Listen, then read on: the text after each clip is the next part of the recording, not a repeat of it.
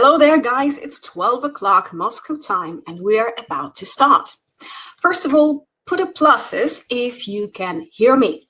I just want to make sure that I'm not speaking in some space. And we're going to start with two housekeeping things. And thing number one, about your questions. If you want to ask a question, there is a special section for that in the top right corner. And if you want to ask something, so just type your question there, and I'm going to answer them at the end of the webinar.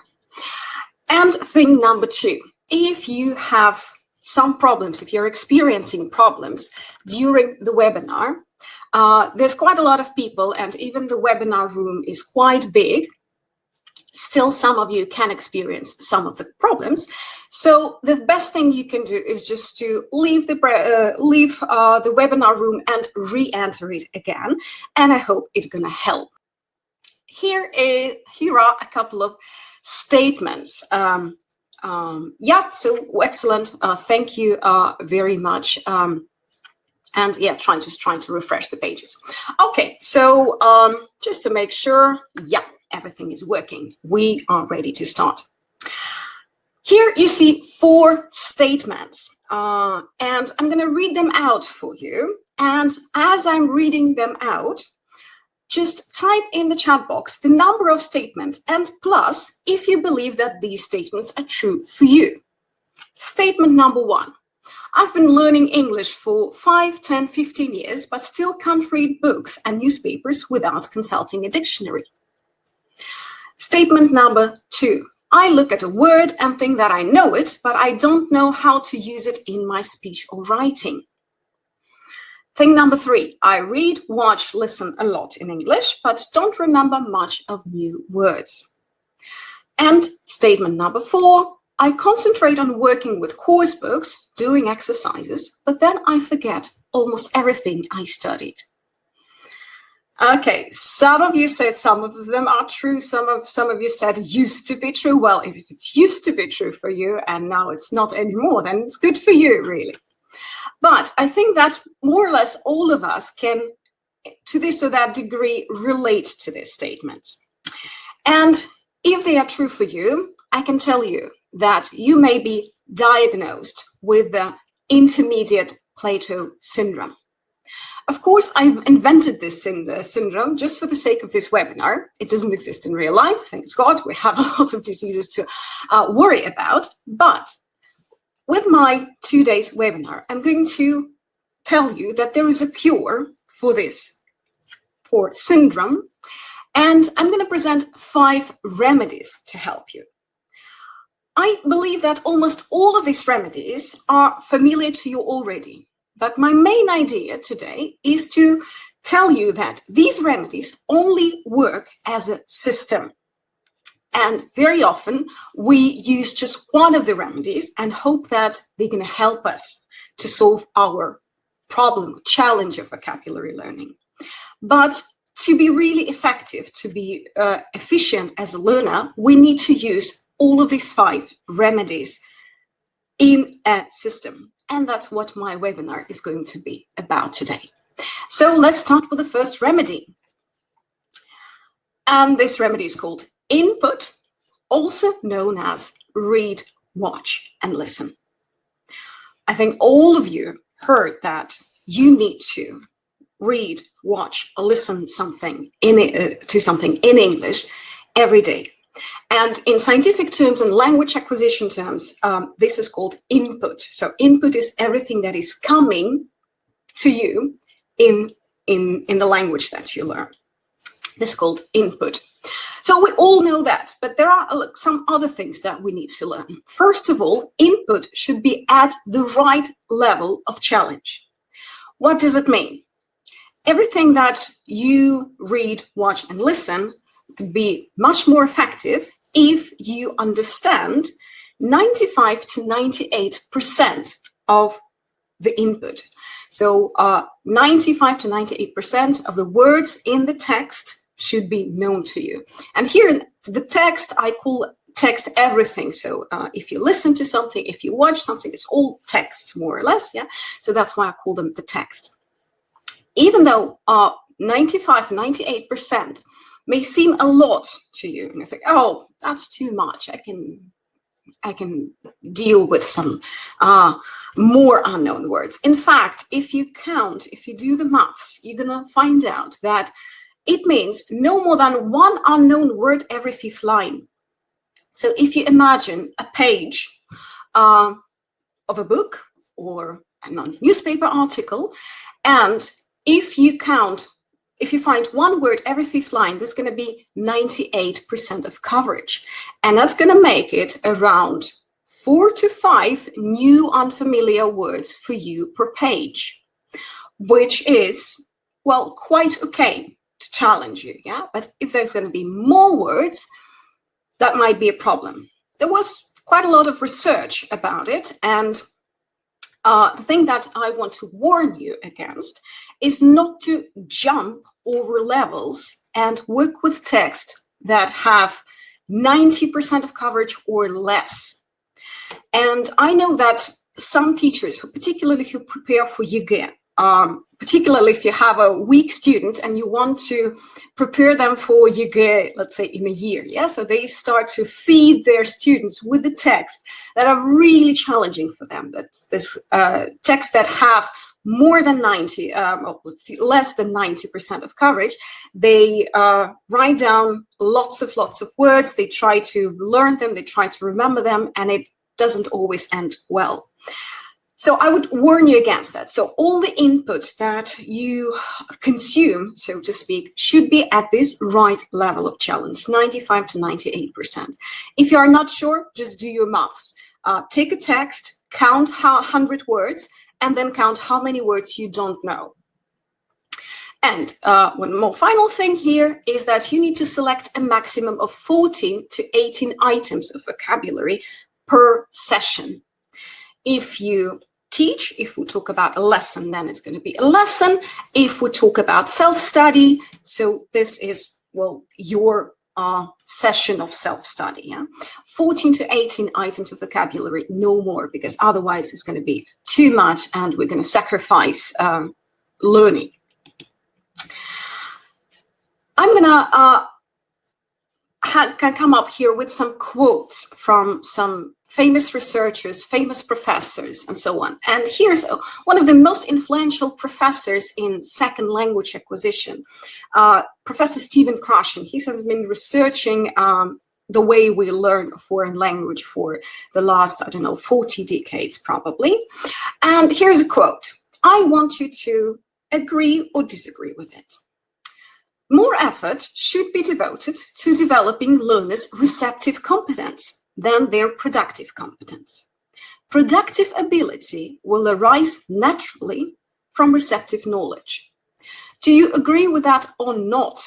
Put a plus or a minus. Okay, we have quite a lot of minuses. Some of you agree. The thing is that, yes, Stephen Krashen is very influential and he's probably the father of modern theories of second language acquisition, but some of us can be a bit skeptical. We can take it with a bit of pinch of salt and say, well, productive ability will arise naturally from receptive knowledge. Well, probably yes, but probably no. It's not that easy. It's not that straightforward. It doesn't happen always. It doesn't happen to all of us. So I would rather say that I tend to disagree with this statement. And here's why. Because here comes my second remedy. And it's called noticing, or also known as paying close attention. What is noticing and when does it happen? Oh yeah, first of all, one more quote from the professor who came up with this noticing strategy.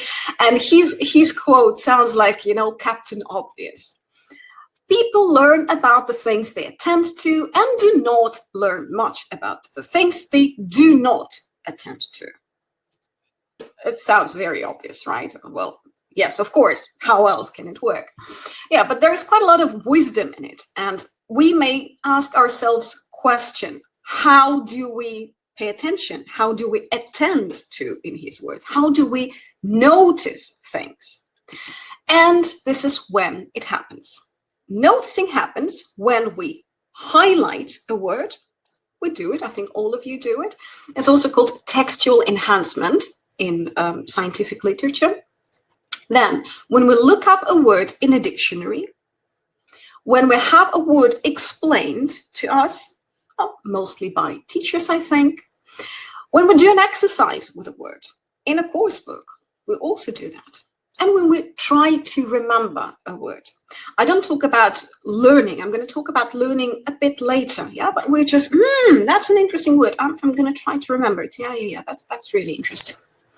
Again, I think you all do notice it. Yeah? But the thing is that we need to do it in a very consistent and systematic way. In other words, what is noticing? Noticing happens when we give attention to a language item as a part of the language rather than a part of a message. What does it mean?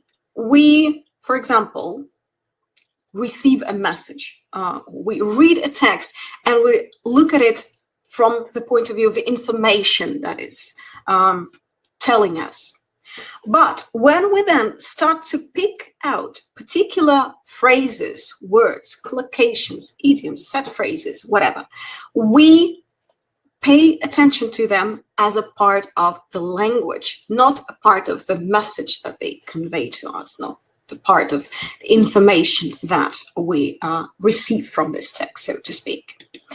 In other words, this is a quote that one of my students came up with last week, and I loved it so much that I decided to insert it in my presentation here, and I know that she is among you today. She said, a skilled language learner becomes a mad pick-upper whenever they read, watch, listen.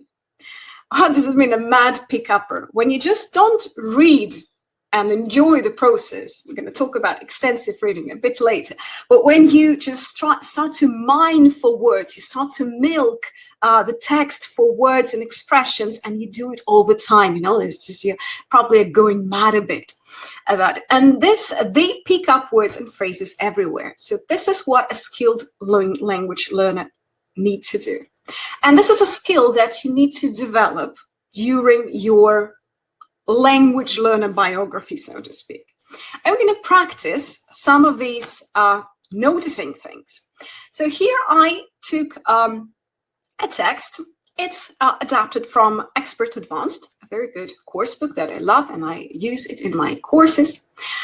I'm going to pause now for just a couple of seconds, and I'm going to let you read the text and highlight words, collocations, chunks that you find interesting, new, or unusual. Type them in the chat box. Miserable weekend, dodgy hotel. Exactly. Shall remain nameless. Yeah. The guide took off. Natural split. Took off immediately. Yeah, not just took off, but took off immediately. Right. So you are good pick-upper of a language. Here is one of the ideas. What you can do with it. Yeah. In this slide, I just picked up collocations, chunks, and idioms. I concentrated on them in this instance. Miserable weekend, dodgy hotel, shall remain nameless, took off immediately, lucrative hotel booking service, took on a life of its own. This is a very nice idiom. It wasn't all plain sailing, another idiom. And natural split, and crack on with an idea. This is concentration of collocations, chunks, and idioms. This is one way of doing it. Here is another way of doing it. This time I notice verb patterns, prepositional phrases, and phrasal verbs. This is slightly similar, but still different. I notice started writing. Okay, after start, there is an ing or gerund for, call it what is more appropriate to you. It doesn't really matter, yeah? But started writing, I highlight ing. Took off, a phrasal verb. Expand into. So expand as a verb takes into as a preposition. Worth noticing because it can come up in the exam because I needed to use this word correctly. Took on, a phrasal verb. Crack on with an idea. These are just two examples of how you may notice things, but again, it's so much depends on you and what you want to focus on in any kind of text, because some of you are going to see this thing, some of you are going to see that thing. The main thing is that you are aware of the things that you pay attention to, and this is what is really important. The next stage of noticing, we do an exercise. This is what we have in our course books. We can use the exercises in the course books. We can create them on our own. So here, just take a quick look and write down the answers. James and Tamara started writing their hotel guides after a what sort of weekend? Miserable weekend. In a dodgy hotel. Number 3, it took off immediately. And number 4, it wasn't all plain sailing. So this makes us prompt, but still it's quite easy, yeah, because we see the words and we just need to match them. Yeah? Well, this is quite an easy activity. Yeah? It doesn't ask us to remember the word. We're going to talk about remembering, like, from your head a bit later. So this is noticing.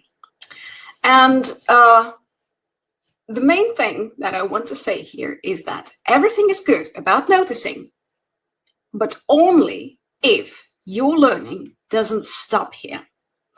Now, pause for a second. Think about yourself. Don't you think that sometimes our learning of words really stops here at this stage? Oh, we noticed the word, we looked it up in the dictionary, I probably did some exercises, and this is it. And we hope that somehow by some twist of magical power, it's gonna be in our heads forever, and we're gonna use it always and everywhere. Doesn't work that way, sadly.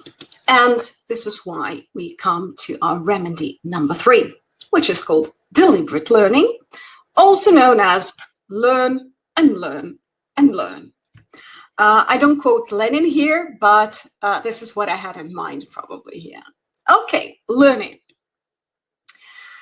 And another professor that I respect and love dearly, and I read a lot of his books, and he's one of the most influential researchers in the area of vocabulary acquisition. He basically has devoted his life to studying this subject. He said, deliberately learning vocabulary after it has been met in a message-focused activity means that deliberate learning will be more meaningful and motivated.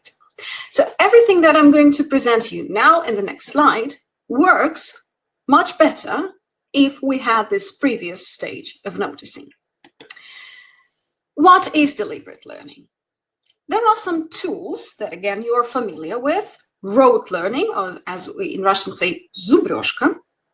We have list of words, we have vocabulary notebooks, flashcards, whether cardboard, real ones, or we use an app like Quizlet, or working with dictionaries and corpora. And there are 3 processes that are going on as we learn. Recognition, we see a word and recognize it. Retrieval, I'm going to talk about them now. And increasing the depth of vocabulary. I'm going to now look at these processes very briefly at recognition and more in detail at retrieval and increasing the depth of vocabulary knowledge. And then we're going to go back to these tools and assess them in terms of their effectiveness or effectivity. Recognition is very easy. So this is a print screen from my Quizlet set. This is a synonym, yeah, dishonest. This is the word that I want my students to remember.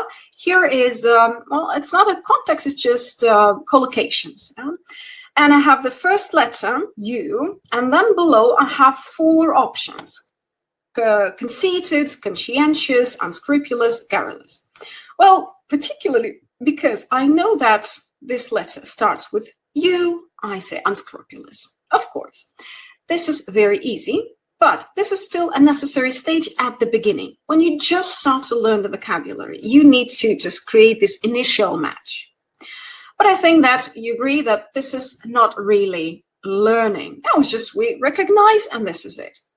Learning happens when we retrieve a word. And retrieval means that we take our mind, our memory, take this word from our memory and write this word down or type them in the app. Yeah. So here is, you see, prefer not to exaggerate her or his own qualities. Behavior, yes, modest, yeah. So here I even started to write mode and then modest. This is the word. So this is retrieval, and this is really crucial when we take the word out of our memory and produce it in writing or in speaking. This is where really learning happens. And these are 3 things that you need to know about retrieval. Thing number 1, each retrieval strengthens the path, linking the form and meaning, and makes further retrieval easier. Alan Baddeley said that, a very influential researcher on memory. Imagine a metaphor that there is a path somewhere in the words.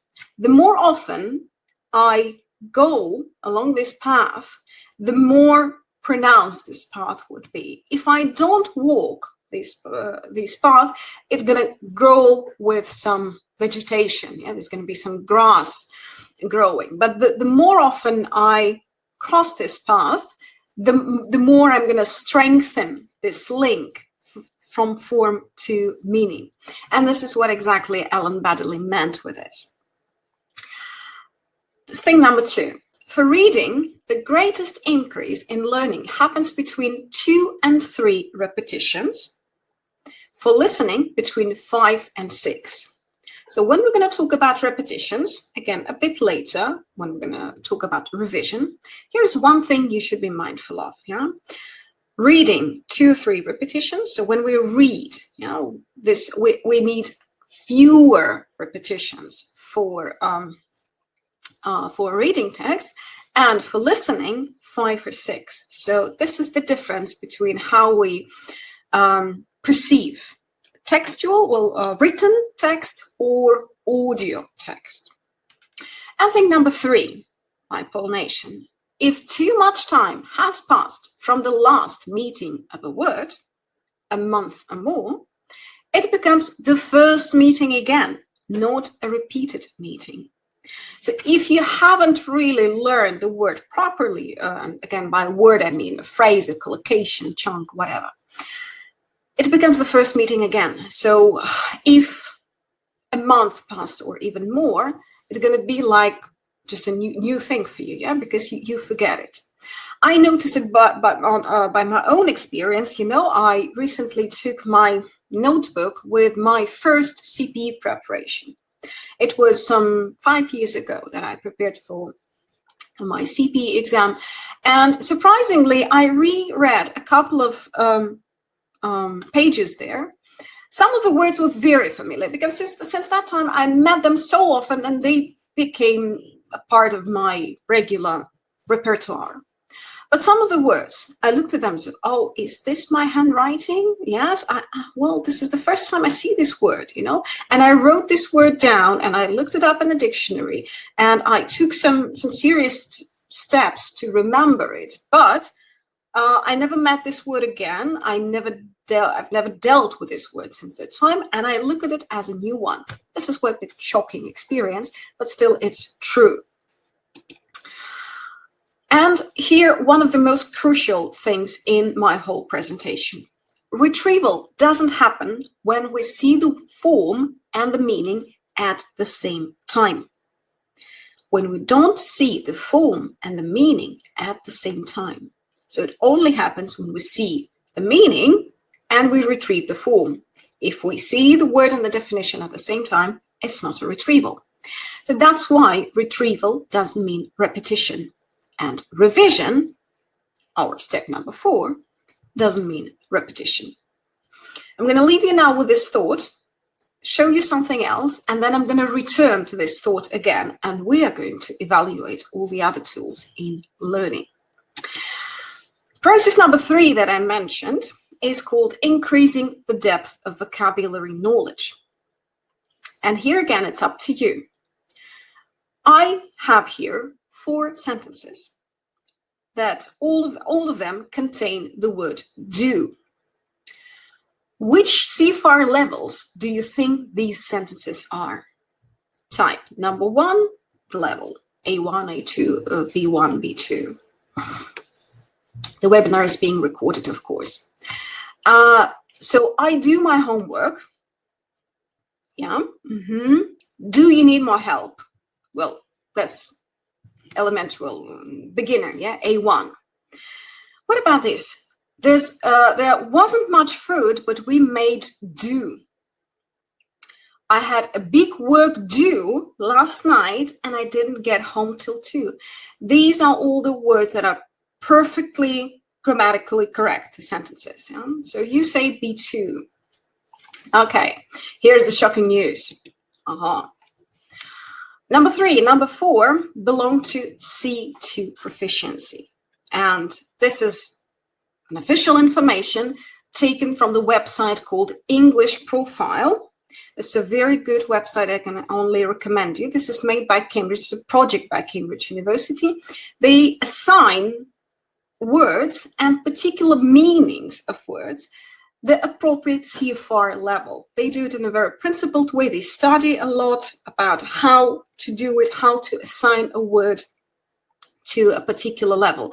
But this is what we have there. Sentence number 3. There wasn't much food, but we made do. It means we managed. Yeah, so this is like an idiomatic phrase. We made do. Обошлись in Russian, we say. And number 4, I had a big work due last night and didn't get home till 2. It means that a do, countable noun, means a party. Yeah, some of you write that it wasn't outcomes. It wasn't, actually it was in outcomes advanced. That's for sure. Maybe it was also in outcomes upper intermediate. I'm not so sure. But this is the lesson that I want you to learn now, that even though we take the verb, the word do, and this is probably one of the first words we learn in the language, but then after, I don't know, 10 or 15 years, we can come across a new meaning or a new context that we just don't know. When I first saw the sentence number 4, I had a big work due, I thought that this is a typo. I seriously looked at it very carefully, and then I started to search for it in the corpora and so on, and I was shocked. I was shocked. This is talking about increasing the depth of vocabulary knowledge. I'm going to show you one more thing in this regard. Increasing the depth, so imagine that you work with a text. This is taken from one of the IELTS course books, IELTS graduation. There's just one sentence. What's a sustained increase in prices trigger the long-awaited adoption of alternative fuels and alternative energy technology? So imagine that there's a text and I started to notice some vocabulary, and I noticed the collocation sustained increase, a sustained increase in. And I decided, okay, I really want to know how else this one can be used. So I take this phrase and I go to a corpus. Later, I'm going to share a video with you on how to work with Ludwig, one of my favorite corpuses or corpora online. So this is just a collection, a big, huge collection of texts from different, well, newspapers, some official websites, whatever. And they put this collection of text, and you can search for a particular word or phrase or collocation in this corpus and see how they are used. So this is my match for sustained increase in. Sentence number 1. I don't expect to see a sustained increase in business investment. Okay, business investment. That period saw the most rapid sustained increase in equality on record.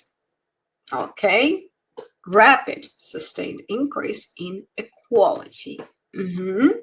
Number 3 is really interesting. Tonic A, sustained increase in muscle contraction lasting a few seconds to minutes. And here I think, oh, wow. So here sustained is a verb. Number 4, we were able to have a dramatic and sustained increase in employment. Here are just 4 examples, but already by these examples, I can tell you that, okay, so this is a really useful phrase. It can be used in a variety of contexts, in business context, in, rapid increase in inequality. So this is some social sciences. 3, it's about some sporting, muscles, health, fitness. And number 4, dramatic increase in employment. So there's also some social or economic areas. And now when I have just these 4 examples, I start to realize how I can use this in many contexts, in many, many ways. The more examples I see here, well, of course, not without exaggeration, yeah, so but probably 10 will be the maximum. Yeah, sometimes 5 is quite enough to just understand. This is, again, what sometimes we lack when we learn a vocabulary item, because we think that, we looked it up, probably in a dictionary, we saw just one example, and then we start to exaggerate or extrapolate it to many, many other contexts, and it seems unnatural. So when we talk about naturalness of language, this is where you need to go and check whether you can use a vocabulary item in this way or it's not used in this way. So this is, again, a very, very crucial thing to remember, that we just don't need to pick one phrase and try to, experiment. I mean, experimenting is a very good thing, yes, particularly if you're in the process of learning, when you have someone to give you feedback on that, but we rarely have this opportunity. And what's more, actually, we can go to a corpus and check it by ourselves. Why? It's just made in seconds. This is very, very convenient. But you're going to get this depth of vocabulary knowledge just by looking it up in a corpus. Now, I promised you to return to this idea that retrieval doesn't happen when we see the form and the meaning at the same time. Retrieval doesn't mean repetition, and revision doesn't mean repetition. So here, let's go back to our tools of vocabulary knowledge. Let's think how effective are rote learning, lists of words, vocabulary notebooks, flashcards, and working with dictionaries and corpora. Rote learning is usually means committing a word to your short-term memory. You know this. I learned it for the test, and after the test, I forgot it. And particularly when we do rote learning, we don't go into much depth. We just try to memorize it for the time being, and then we easily forget it. We don't work in depth. List of words. Again, what sort of list is that? Do you see meaning and form at the same time? Do you work with some other meaning, with some other context? Did you notice this word before you had this list of words?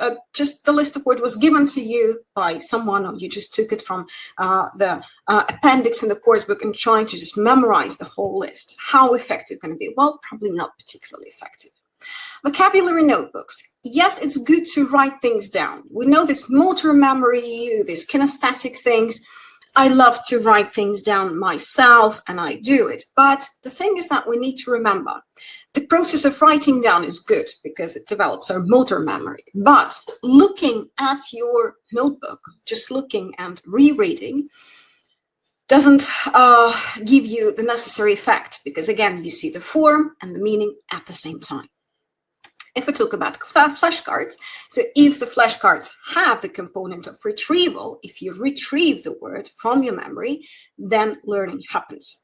And working with the dictionaries in Corpora, as we just saw, gives you a lot of depth in your knowledge. Now we are moving to remedy number 4, revision, also known as do it again and again and again. I just think that it's remedy number 4, not number 3. We had number 3 is learning. I just mistyped it. Okay, revision.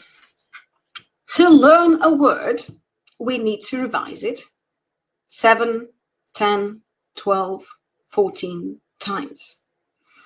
Or the author of this quote is unknown, and the thing is that no one really knows how many times do we need to meet this word to really remember it or learn it or call you what we want. But almost certainly you've heard this. To learn a word, we need to revise it. And how many times is a big question. How do we revise? There are 3 ways to revise. Extensive reading, gapped sentences and exercises. So I know I mentioned them in the noticing part, so I just won't present you again with the same idea of like gapping the sentences or doing exercises. There are quite plenty of them you can find in course books. Flashcards or Quizlet. Yeah, I demonstrated retrieval. Yeah, so retrieval is a part of learning and part of revision as well.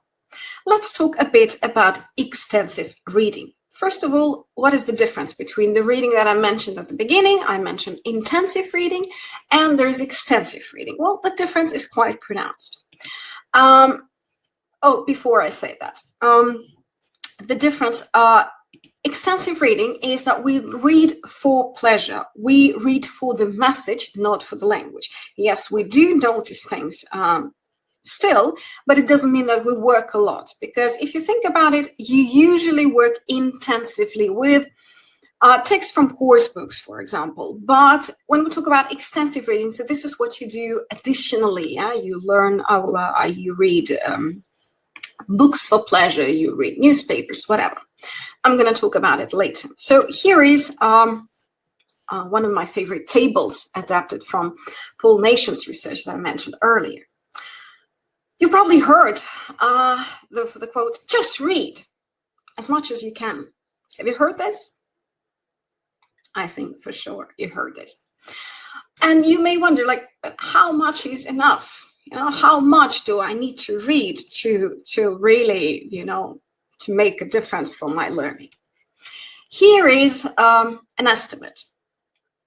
Now, let's see at this table. So imagine that we have an academic year. It's around 40 weeks in an astronomical year. We have 52 weeks, so our academic year is around 40 weeks. And so imagine that you read 3 hours a week. 3 hours a week, not that much really. And during this academic year, you're going to read 13 novels, around 13 novels. And this, if they're going to be at the appropriate for you level, you're going to cover around 6,000 words. Yeah, so the most frequent, 6,000 most frequent words.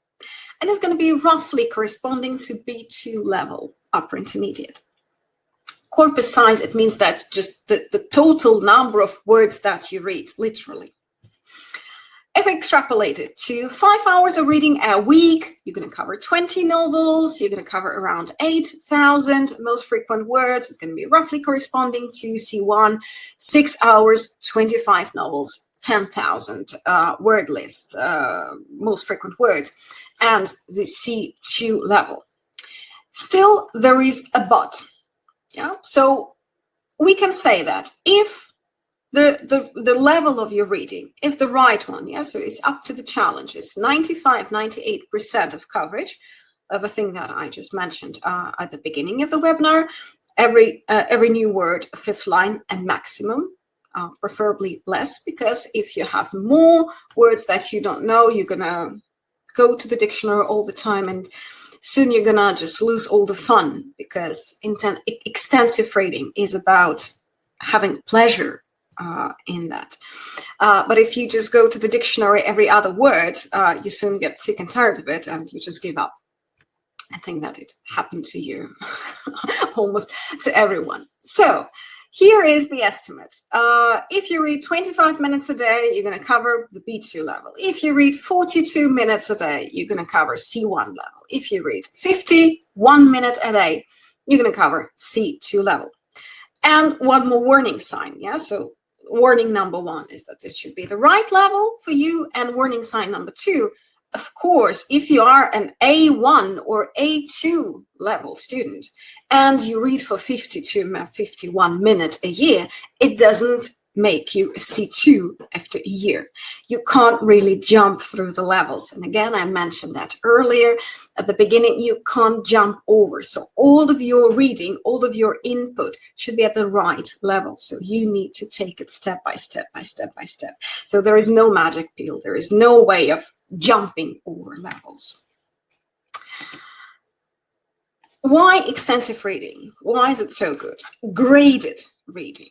Because it increases fluency of reading and speeds up language recognition. So you read something that is familiar, well, the words are familiar to you, you concentrate on the message, the meaning, and your brain works, proceeds the language quicker and quicker and quicker. Your reading speed increases, yeah, if you read a lot. This is because your brain needs less time to decipher, to understand. Thing number 2, increases the depth of vocabulary knowledge. Yeah? So we just saw a couple of examples of how you can increase the depth of vocabulary knowledge. Every time you see a familiar word in unfamiliar context, it increases the depth of your knowledge and of understanding of this word. And provides real revision and recycling. So it provides you with this 7 to 14 necessary instances of meeting this word again, of retrieving this word again. And can't emphasize more. It should be at the right level for extensive reading, 97 to 98 coverage of unknown words. And it should be interesting to you, if you talk about you as a learner, or to your student, if you talk about you as a teacher, because it's reading for pleasure. Remember all these instances when you try to read, I don't know, Jane Austen or Charles Dickens in original. You open this, you read the first page, you realize that there are, I don't know, like 20 words you don't know per page. You started to look up in the dictionary, write them down, and then you say, oh my goodness, no, I can't do it. You know, after this first and second page, you give up. No, it shouldn't be like that. It's not extensive reading. It should be at the right level, and it should be for your pleasure. And now, remedy number 5, activate, also known as use what you've learned. Again, this is one of the very, very necessary stages in our system. I'm going to show you 3 ways to activate. Certainly there are more, but I'm just going to show you 3 principles of activation. Use it or lose it. That is exactly a very good phrase to describe it. Way number 1, focus practice, or also called forced choice, personalization, and task repetition. What is focus practice or forced choice? It can look like the following. You choose a speaking task from your course book. You brainstorm the vocabulary that you know, or you may present some vocabulary again if you're a teacher. You expand it to phrases and sentences and work on vocabulary depth, because again, this is the stage we tend to jump over. You just have the vocabulary and say, okay, just use them. Yeah, just use. No, you really need to take it slowly, and you need to expand them first to phrases and then to sentences. You and your students need to know exactly how to use them in the context of the task that you're given.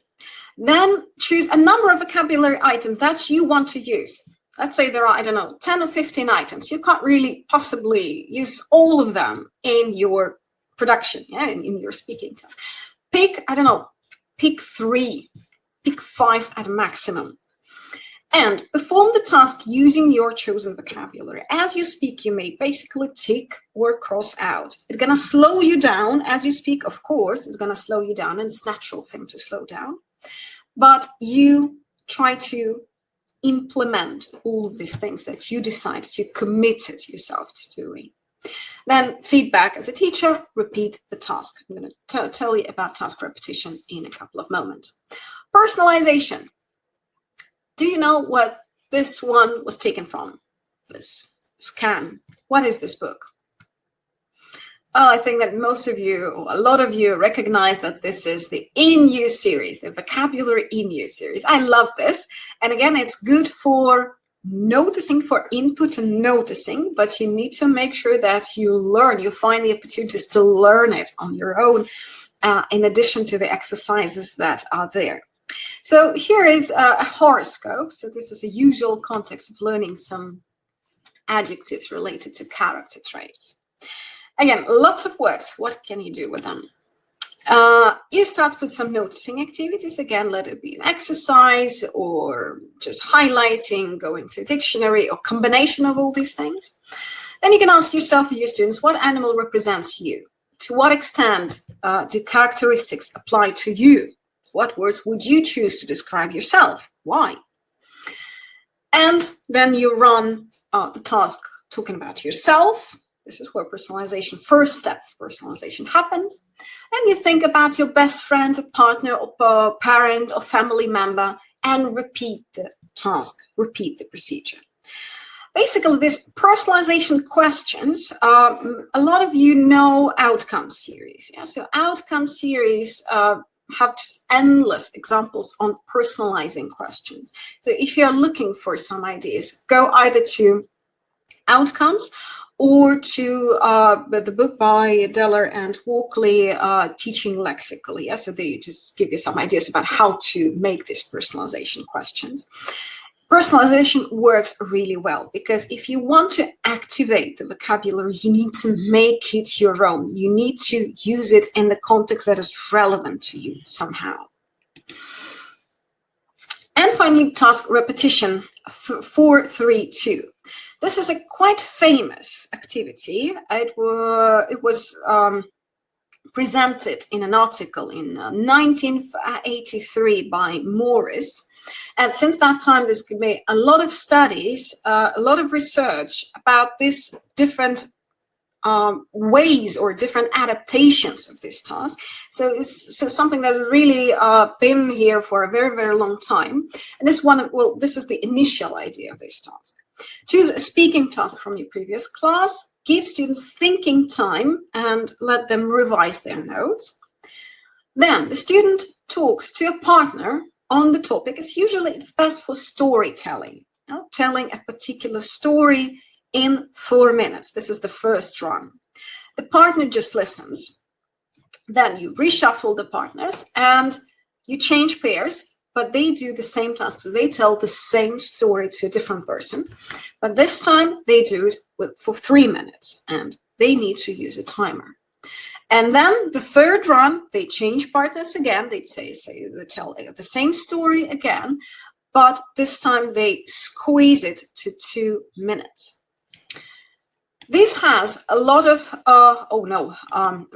This has a lot of benefits because task repetition is very, very good for your fluency, for your accuracy, and it really improves the quality of language. I recently watched a webinar by Scott Thornberry, and he actually presented the scripts, a script of the first attempt of a student, and a script of his third attempt of the same student, the same lesson. It's just fantastic. It's really, he's become more accurate, more fluent, more precise in their lexical choice.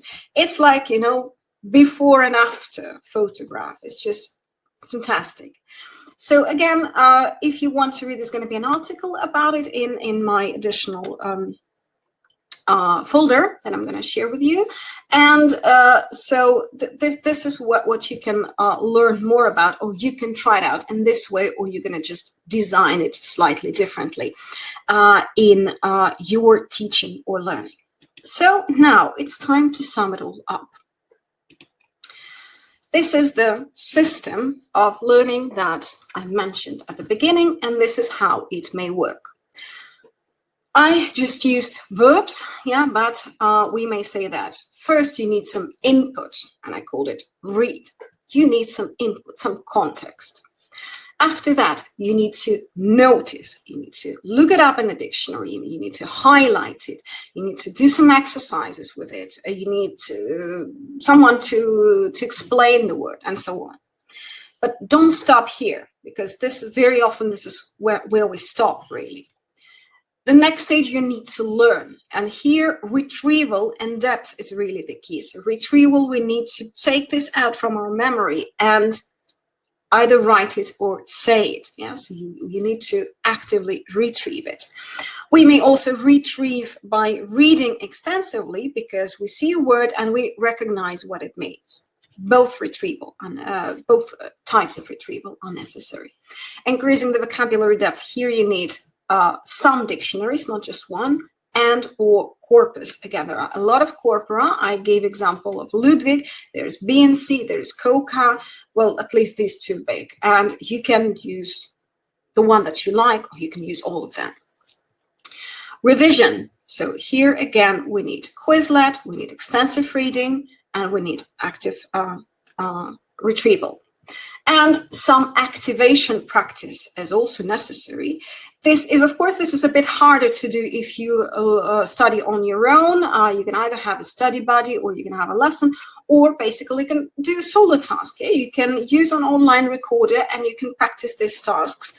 And you can either do it as a forced choice, as a personalization, or as a task repetition. And I just recommend you to experiment once with this 4-3-2. Yeah, so first you prepare a story and you say it in 4 minutes, and then 3, and then 2, and just compare your first version and your final version. You're going to see all the difference. And some final biggest takeaways. If you can't make a word a part of your active repertoire, you almost probably don't know it enough. This is almost always the problem of, I know a lot of passive vocabulary, but I don't activate it. Well, this is because it's not your own vocabulary yet. You need to work a bit more on it to make it your own. Half knowledge, well, this is my term. I came up with it because this is what I see among my students. Half knowledge is the biggest curse and the biggest hurdle on your way to real C1 and C2. You sort of know the word, but you start to use it, and it sounds awkward because you make this mistake of putting a vocabulary item in the context that is not particularly appropriate. To cure this, you need to really go to corpus and see how you can use this vocabulary item to make it to make it sound natural. You need a lot of overlearning. This is a Hugh Deller's, well, I heard it from Hugh Deller's term. Constant recycling, revising, and activating of words in new context and with new collocations. This is also highlighted because this is the key: new context and new collocations. And finally, remember that everything works in a system. Not a single trick, not a single strategy can help you a lot if you use it alone. So remember about this circle, and usually problems occur if one of the components in this circle doesn't work properly. Okay, this is it. I'm just gonna present, 54 minutes. Yeah, it's a bit longer than I planned. So take your phones and scan the barcodes if you want to get into my free advanced Quizlet class. We try to upload new sets quite regularly, and you are welcome to join. Scan, send the request, and I'm going to approve the requests after the webinar. Welcome to my VK group. I think most of you know the VK group, but in case you don't, please join us, because there you can find my exclusive interviews with ELT superstars like Scott Thornbury, Hugh Deller, and many, many more. We have everyday tasks for language improvement and development. We have some unique materials for teachers, articles, worksheets, and lots to develop your language at this level. I have also VK News Digest. It's a free weekly newsletter with unique materials for language teachers and learners. There's a lot of articles, webinars, and tasks for language development. And I have also a YouTube channel. And here I publish weekly videos on language teaching and learning. I answer questions in Russian. I have a wonderful rubric called Agony Aunt. You can send me a question. I'm going to answer it in detail in Russian with some advice, books recommendation, and so on. I also review books in English. I review them in Russian, but I read them in English and I comment on the language in these books. And again, my exclusive interviews there. And my Instagram, again, we're just about to launch my Instagram. I have one that is like a personal blog and another one we're going to put a lot of tasks for, again, language improvement. And it's going to be different from the one in VK. It's going to be idioms, phrasal verbs, videos on language learning and teaching, book reviews. Welcome there. And finally, I have my FCC CP speaking, well, not speaking, preparation courses. There's only once a year that I recruit new people, and it happens in August because my course is long. We start in late September and we finish early June. It's a long, long way, but you can ask some of my current students. A lot of them really now are just about to finish, and there's been a really, really very intensive, very content-rich courses. I'm an official Cambridge Exam Preparation Center since 2019. I have an official paper for that. More than 200 students successfully passed the exams at this time, and the results of my last year students, 35% of them passed with A, and 100% of them passed the exam. So thank you very much for your attention. Now I have a couple of minutes to answer your questions, and I apologize if I don't answer all of them, but I'm gonna do my best. Yeah, so let's leave it here on the Instagram. Okay, why 14, 18 items per session? Well, this is based on research. This is one of the best estimates, because if you take more, it's going to be too much. The retention, yeah, the remembering would be not so effective. You can take fewer items, that's okay, but this is like the optimum. According to, oh goodness, there are so many of them. According to EF test, my level is C1. Does it mean that I jump over levels if I read, listen, and watch materials for C2, C1? Well, again, if you take the EF test, it only tests your reading and listening abilities. Well, if they say that it's C1, yes, it means that you can read, listen at this level. Yeah, so basically, whether you can or you cannot read or listen at particular levels depends on you and your calculation of the number of words that are unfamiliar. If you feel comfortable with that, just go and don't say what text may tell you. Katerina, noticing is a good thing. Really can help to boost your vocabulary. I've got one question. Up to which moment do I have to practice noticing to understand that I've obtained a good C1 level and ready to pass C? Well, of course, if you notice, it doesn't mean that you pass a particular level. Well, you need to just to test. You need to do at least a trial C1 exam. You can do it on your own. You can go to a center. You can ask some expert on that. You need to really see what scores you have, and it's always better to also have some speaking test with someone who can give their own judgment on your levels. So this is really, you need to take it more seriously. What books by Paul Nation would you recommend? Well, all of them. He has quite a lot of them. Learning vocabulary in another language is his magnum opus. It's like 700 pages long. I love this book. I reread this book very often. Quite a challenging book to read, but well, basically you can start by with his webpage, and there's quite a lot of things that you can find for free among his materials. Is Expert Advanced a good start for CAE? Well, Expert Advanced is the most advanced among the advanced levels. So I don't know, it can be quite a challenge if you're not quite up to the level. So again, just try on your own. Should we learn rare words? Is the difference? You can come across some of them, they disappear. Rare words is, again, a bit subjective. I would warn you against learning some specific words related to a narrow area, some jargon, professional jargon particularly. Of course, you need to decide whether you need this word or not, and this is a whole different topic, and I just can't even start it now because it takes another webinar to do it. I'm thinking about preparing a webinar on reading, and this is where I'm going to tackle these questions. How do I teach students to notice words? Well, teach them the strategy, yeah? So do the same things with them as we did with you now. So you started to notice one thing, so show them that they can notice another thing.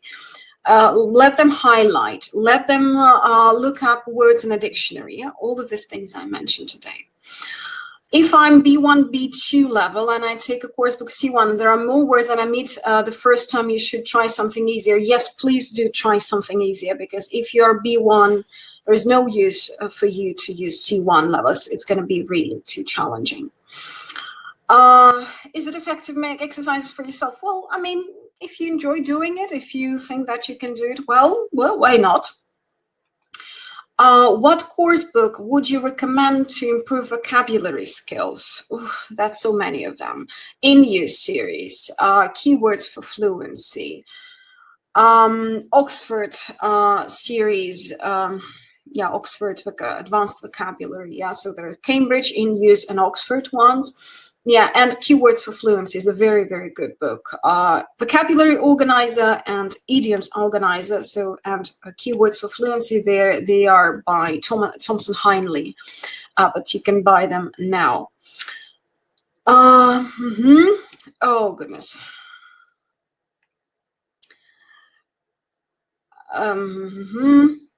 Name again all strategies.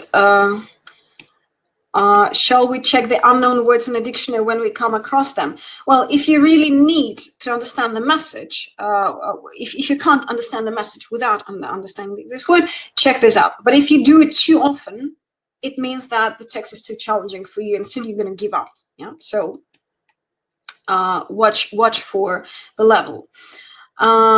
Which type doesn't matter which type of literature do I choose for extensive literature. I mean, whether the result will be different if I read methodological professional literature or belletristic one. Of course, it's going to make a difference, because if you read a lot on methodology, you're going to be very proficient in methodological terms and concepts and vocabulary. And if you're going to read some fiction, you're going to be exposed to this type of vocabulary. It's all very different. Depending on your goals and depending on what you want to achieve, I would advise you to read from different. Read popular science, read fiction, read in your something on your subject. Really try to extend it. Okay. Is it essential to find a partner to practice the new vocabulary?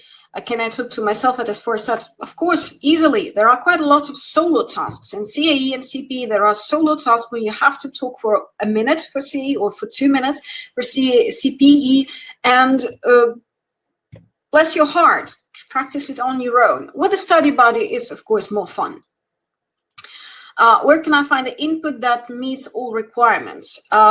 You should make your input as varied as possible. Again, in the additional folder that I'm going to share with you, I have a 4 pages long list that I give to my CAE CPE students with my comments, with the comments on the level of challenge, with sort of vocabulary. So if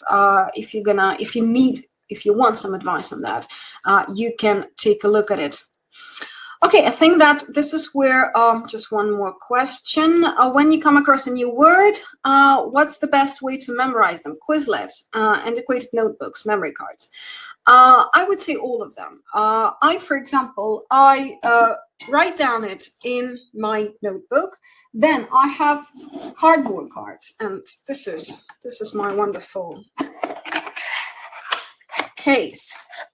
And these are my cardboard cards because I love writing. Yeah, but I also put them in Quizlet, and I also study them in course books, in corpora and in a dictionary. So it takes a long time, and I don't do everything at the same time.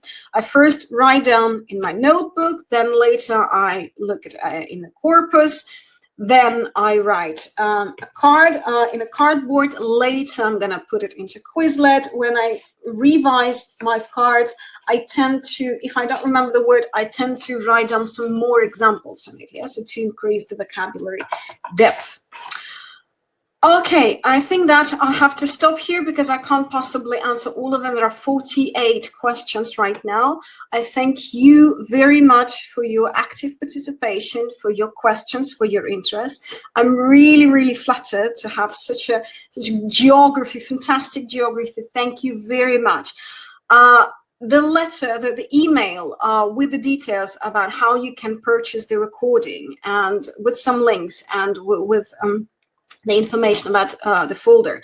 We're going to send it today in the evening because the recording takes time to be prepared.